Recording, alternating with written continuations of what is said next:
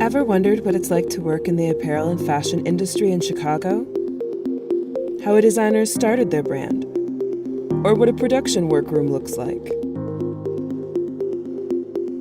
Then join us as we go for a visit.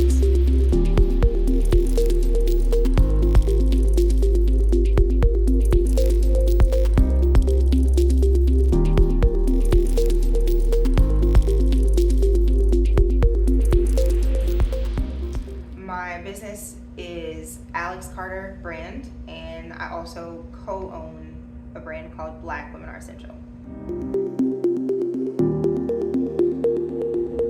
I feel the business has grown immeasurably since coming home from being on Project Runway.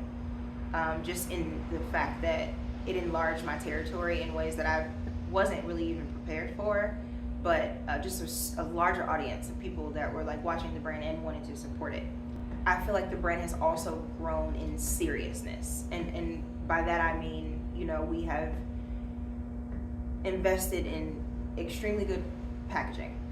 We have, almost tripled our square footage of our studio. We have, our customer relations and customer service is pretty good, you know what I mean? And the experience that people have now when they buy with us or tap into this brand in any way,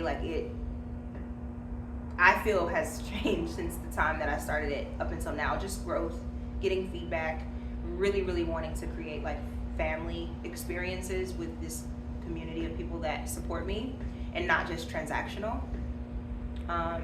So I think it's grown in two different ways. And then with Black Women Are Essential, my business partner and I, in essence, we consider that brand a brand turned movement, and it's grown in ways of expanding and reaching larger communities beyond Chicago. We ship overseas now. We've grown into BWAE home. We also launched an additional leg of the brand, Black Kids Are Essential. We're doing collaborations with ice cream companies. I think, and that just with that specific brand, it pushes that message even further. So it grows in a different way, but also the same way.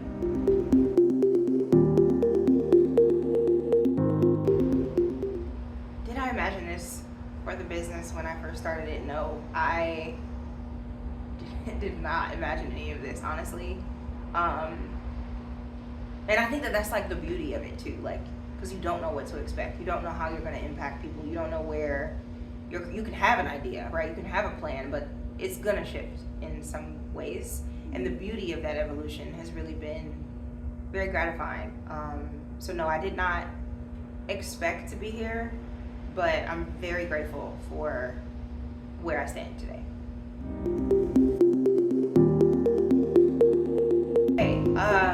I would say that I wear at minimum 7.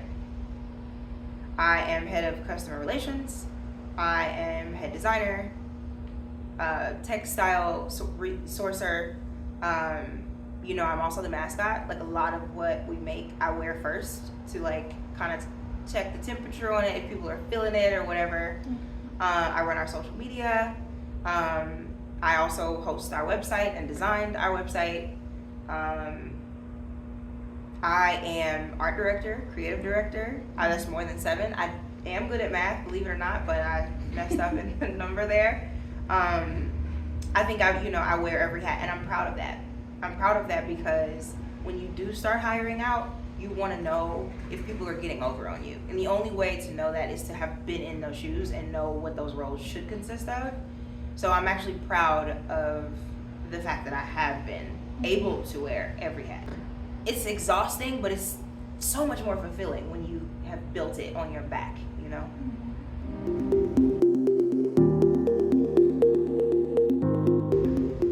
My ideal setup would look like being placed on a street where it has decent foot traffic. Because a lot of the success of brands is visibility. And if I was in a position to be in a more visible area, I do think that I would be able to garner more traction in sales and connecting and just networking in a more impactful way for the brand. So as of right now, it is a studio showroom, so mostly only I'm in it. When I am able to hire help, they also work and interact with this space. And should we have a photo shoot here, the entire crew is obviously on site. And then when I host an event, which I'm hosting tomorrow, well, Friday, those people will also interact with the space, and it would be a more retail type space where people can shop racks and stuff like that. There's always a need for more. Unfortunately, that sounds greedy, but there's always a need for more. I would say more machinery, a bigger and better industrial serger would be great for me right now in just like my line of work with upcycling and things like that. I would also love lighting, because we shoot in here, but that's something that I currently have to outsource, if not have to hire a photographer to bring that equipment in. I would love to do it all in-house. They teach you in school to triple your cost. If every designer did that, nothing would be affordable. But I do think that it's a good measure of, practicality and financial functionality, right? Like, you have to put it up against something. And so right now I've been multiplying by 3, and that has been working. But I recently engaged with a mentor of mine who spoke in detail about value proposition and how any sustainable brand multiplies times 5. Because you don't want to just break even, and you don't want to just profit, you want to sustain. And in doing so, that requires you to beef up your prices by 5. And I'm just, as recent as a month ago, I was made aware of that. And I think that there's loopholes. Like, I think you can have an item where you don't see a huge return on, while you might upcharge an item that you offer by 6 or 5.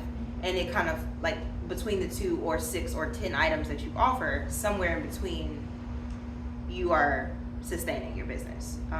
Because you can't charge $75 for a coffee mug, right? But you can charge $500, $600 for like a custom trench coat, you know what I mean? Even though it might have only cost you $100, or not, like at times 3 at $100, you know what I'm saying? So it just kind of depends. And I think more business owners do need to talk about that specific question. Is a really good one, especially cut and sew designers, because it is both a challenge, but also it is what it is in order to sustain.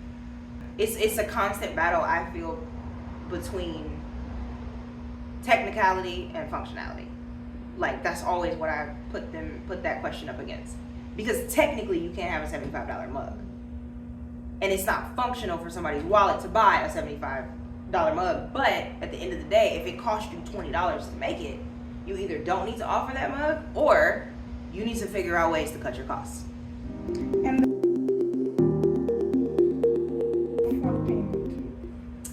that is an excellent question, and one of my favorites to answer. Do I accept full or partial payment? I accept full payment up front in order for us to calendar whatever it is you're making.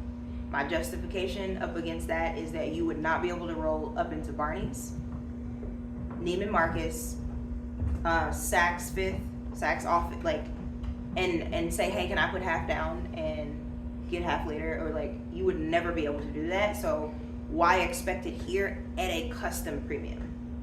There you have to buy it off the rack. You can't say, hey, I'm gonna wear 3-inch heels, can we add a little bit?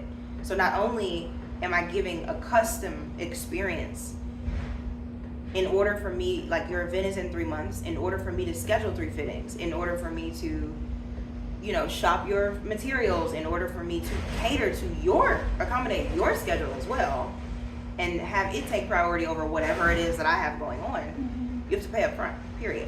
And same thing works on e-com. You can't get a tracking number without paying in full for the item that you purchased. So to me, it's justified. I am super flexible though. I will break things up if need be, for whatever, I got college students. I can't afford a $1,500 tab, but I can't afford 3 payments of this. Okay, great. It isn't always like that, but that is what I tell everyone who reaches out for custom work at the start. And then from there we talk about, like, I can't afford this, I can do this, like, because I'm human and I get it, but yeah.